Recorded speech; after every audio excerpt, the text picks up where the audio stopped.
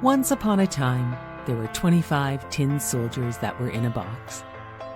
The toy soldiers were brave and handsome. Each tin soldier wore a smart blue uniform. One soldier that had been made last had only one leg, as the toy maker had run out of tin. The one-legged tin soldier was as brave and handsome as all the other soldiers in the box. The box was given to a boy on his birthday. The boy placed the box in his room filled with wonderful toys. The tin soldier noticed a beautiful doll that stood on one leg in her ballerina pose. He fell in love with her at once, as he believed she stood on one leg just like him, and she was so lovely. The ballerina thought the tin soldier was so handsome. She fell in love with him at first sight, too. One day, the boy took the soldier out to play by the canal. He made a paper boat and put the tin soldier in it. All of a sudden, a big downpour whisked away the paper boat, and the brave tin soldier sailed quickly towards a dark tunnel. He was very brave and stood steadfast on his one leg. In the tunnel was a big rat who demanded to see the tin soldiers pass. The water came so fast that the rat could not catch the paper boat, and the tin soldier was happy to be out of the rat's reach. The tin soldier wondered what lay ahead as he stood bravely in his paper boat in the dark tunnel. He also wondered if he would ever see his true love, the ballerina, ever again. Suddenly, he heard a great wall of water. The tin soldier knew he was heading for the end of the tunnel, and a great waterfall must lay ahead. He stood bravely on his one leg as his soggy paper boat flipped end over end and sank into the whirlpool at the end of the waterfall. He thought to himself, "I will never see my ballerina again." All of a sudden, a great fish swallowed him up. It was so dark inside the giant fish, but the tin soldier was as brave as ever. After a long time, the fish was caught by a fisherman's hook. The fisherman took the fish home to cook for dinner. Upon cleaning the fish, the cook exclaimed, "Well, if it is not the young boy's toy tin soldier inside this fish." The tin soldier was thrilled to be home as the cook placed him back in the toy room.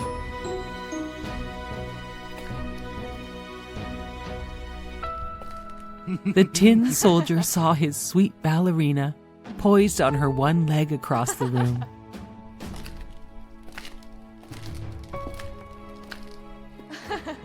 The one-legged toy soldier smiled when the little boy approached. "Where have you been?" said the little boy. "You smell like fish and are so dirty." The little boy opened the window and tossed the tin soldier out the window.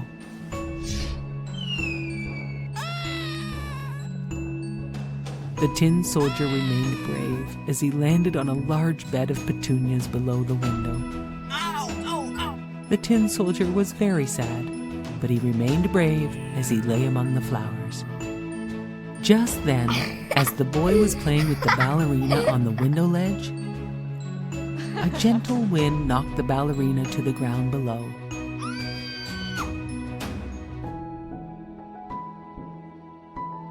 Straight into the petunia garden. The brave tin soldier could not believe his eyes when his ballerina landed right in front of him. The tin soldier asked her to stay with him and be his wife.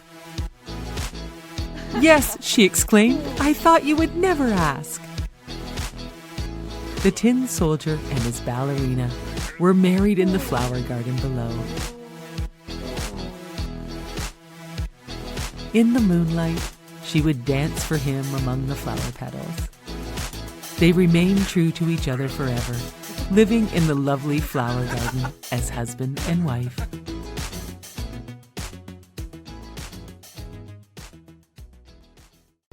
Once upon a time in the city of Paris, a young man lived in the bell tower of the Notre Dame Cathedral.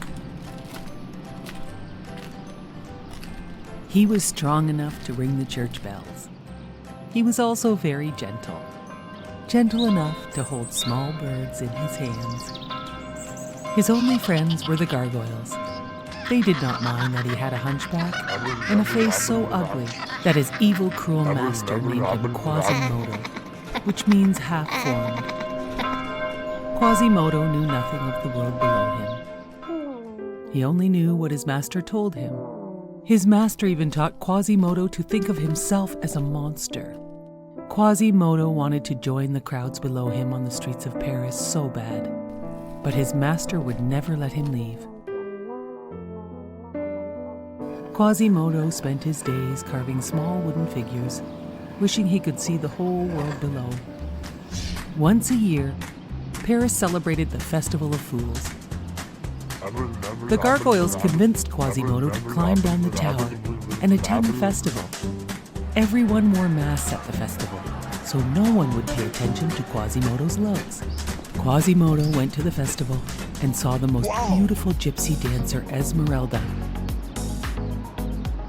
The master's newest soldier, Captain Phoebus, saw Esmeralda and also thought she was the most beautiful. All of a sudden, the crowd grabbed Quasimodo and made him king of fools, until they found out his face was not a mask. He was a monster. They tied him down with ropes so he could not escape. Quasimodo begged his master for help, but he refused. All of a sudden, the beautiful gypsy Esmeralda cut Quasimodo free and yelled at his master. "You mistreat Quasimodo like you mistreat my people," Esmeralda said. "You will pay for this," yelled the master, and he ordered his new Captain Phoebus to arrest her. Esmeralda snuck away into the cathedral with her goat. Captain Phoebus found her there and did not want to arrest her. He told her she could claim sanctuary as long as she stayed inside the church. "If she sets one foot outside this church, she will be my prisoner," said the cruel master. Quasimodo and Esmeralda became great friends. Quasimodo was confused because the master had told him how bad gypsies were, but Esmeralda was kind and good. And she did not think Quasimodo was a monster at all. "I think the master is wrong about both of us," said Esmeralda.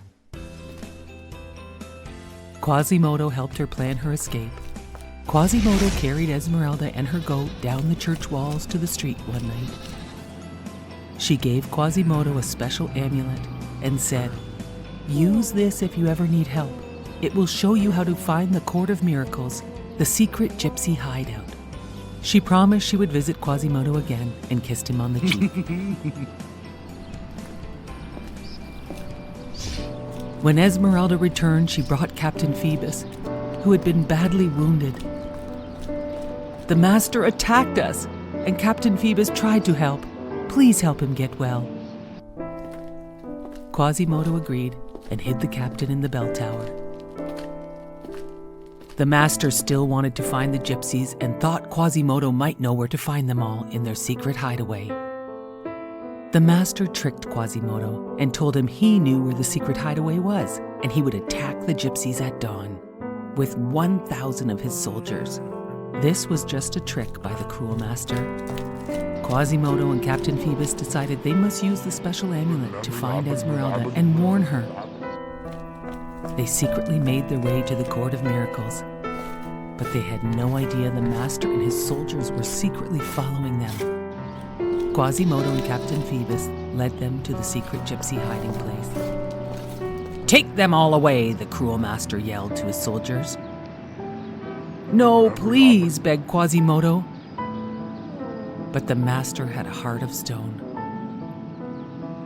The next day, the master had chained up Quasimodo in the bell tower and was going to punish Esmeralda in the courtyard below.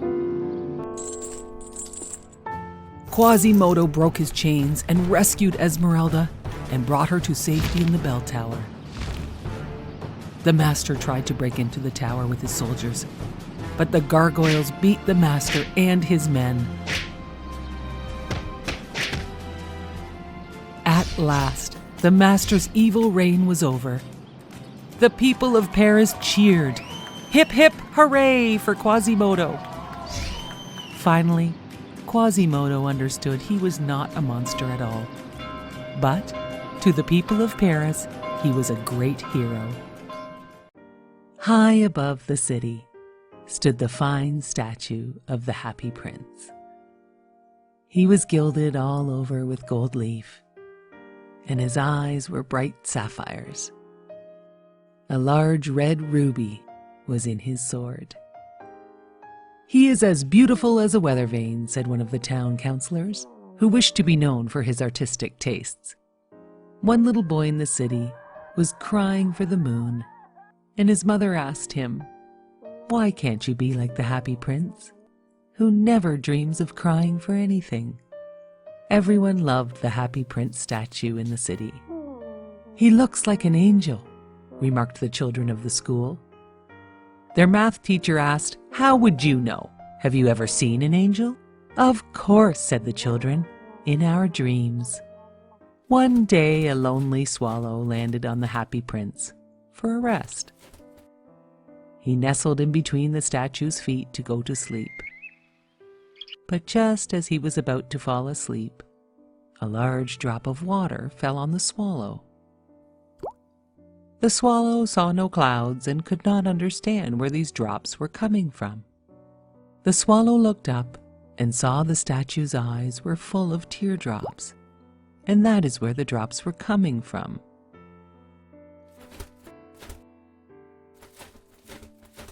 "Who are you?" asked the swallow. "Well, I am the Happy Prince," said the statue. "Why are you crying?" asked the swallow. "I was a happy human prince my whole life, and when I died, they put me up here to see all the city's sadness, and so I weep. I can see a very sad seamstress who has a very sick son. She is so very poor. Swallow, swallow, will you bring her the ruby from my sword?" asked the Happy Prince statue. "Oh, but I must be leaving to meet my swallow family," said the swallow. "Oh, swallow, swallow, little swallow, will you not stay with me for just one day and help me?" The swallow agreed to stay and help to be the messenger for the prince. He flew the ruby to the seamstress's house in the night and laid the precious red stone beside her thimble. He cooled her sick child with a flutter of his wings, and the boy began to feel better. The swallow flew back to the prince to tell him all was done. "I will leave tomorrow." "Please, swallow, stay one more night to help me," the Happy Prince asked the swallow. He asked the swallow to take one of his sapphire eyes to help a poor playwright to finish his play. The little swallow snuck into the playwright's room and left the sapphire. The playwright was overwhelmed and could not believe his luck. The swallow returned to tell the Happy Prince how happy the playwright was. The swallow said goodbye, but the prince asked for his help again, to give his other sapphire eye to the little match girl in the square below. "But if I pluck out your eye, you will be blind." "Do not worry, little swallow.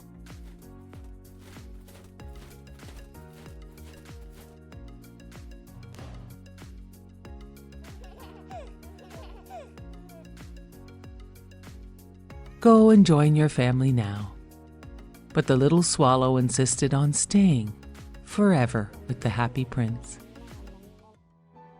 The Happy Prince asked the swallow to take each leaf of his gold to help the poor in his city, and so the swallow did, as the Happy Prince asked, leaving the Happy Prince looking quite dull. The swallow stayed too long, and the cold winter made him very sick. He knew he was going to die. He told the prince he loved him and kissed him on the lips before falling at the statue's feet to his death. At that moment, a strange cracking noise sounded from inside the statue. The leaded heart of the statue had been broken. The city councilors took down the Happy Prince statue as it no longer was gold with precious rubies and sapphires. They found a dead bird at its feet and sent everything to be taken away to the garbage. God was looking down and sent 2 of his angels to bring the 2 most precious things from the city to him. The angels found the dead bird and the broken leaded heart and statue and brought them to God.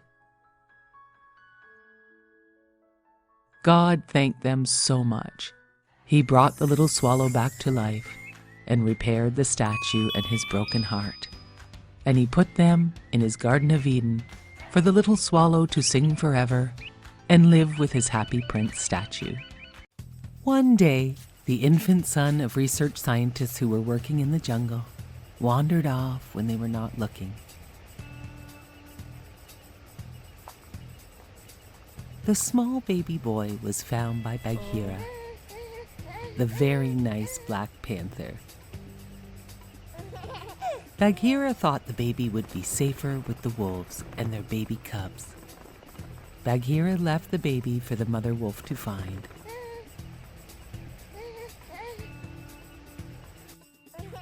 The mother wolf named the boy Mowgli, and they agreed to raise the boy with her wolf cubs. Mother wolf always worried about Shere Khan, the great tiger, coming to take the child away from them. Bagheera taught Mowgli the rules of the jungle and everything he needed to know about all the animals. Bagheera was always there to protect him. The wolves told Bagheera he must take Mowgli back to the human village, where he would be safe from Shere Khan. Bagheera agreed to take Mowgli to the human village. But when he tried, Mowgli got very upset and said he wanted to stay in the jungle with all his animal friends. Mowgli ran off deep into the jungle, where he met a nice new jungle bear friend named Baloo. Baloo and Mowgli played and had a great time. They met some monkeys and their king, who wanted to know how to make fire. Bagheera caught up with Baloo and Mowgli and said they had to get Mowgli to the village. But Mowgli ran away again. He wanted to stay in the jungle. Bagheera and Baloo searched for Mowgli. But the fierce tiger Shere Khan had found Mowgli first. Mowgli, who had grown up around animals his whole life, was not the least bit afraid of Shere Khan, the great tiger. This made Shere Khan very angry. Shere Khan bared his great fangs and let out a giant tiger roar and leapt towards Mowgli. Just then, Bagheera and Baloo arrived. Baloo the bear grabbed the great tiger by the tail and then threw him to the ground with a thud.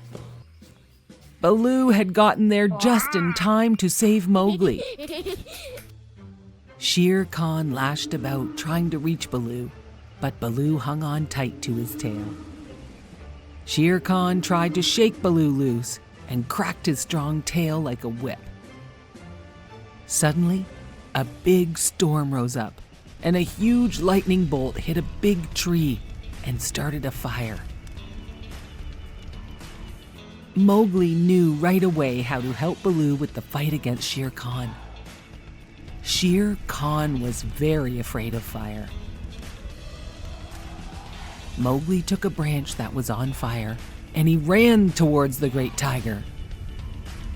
Shere Khan was so afraid of the fire in Mowgli's hand that he ran away deep into the jungle. Bagheera and Baloo cheered. They both knew they would never see Shere Khan around their jungle parts again. Mowgli, Bagheera, and Baloo promised they would never be parted by anything again. They would always be best friends, no matter what. Just then, at the edge of the jungle river, Mowgli saw something he had never seen before. It was a beautiful girl. The beautiful girl was getting water just outside the man's village edge by the river. Bagheera and Baloo were sad, but only for a few moments, as they knew Mowgli had to leave to go to the man village with the girl. They both knew it was the right thing for Mowgli to do. They both saw Mowgli smile as he helped the girl with her water jugs at the river's edge. Then Mowgli waved as he headed towards the man village with the girl. Mowgli's friends knew it was where Mowgli really belonged. They would always be friends no matter where they all lived. Bagheera and Baloo knew they had done the right thing by helping Mowgli find his way safely to his new home, and they all lived happily ever after.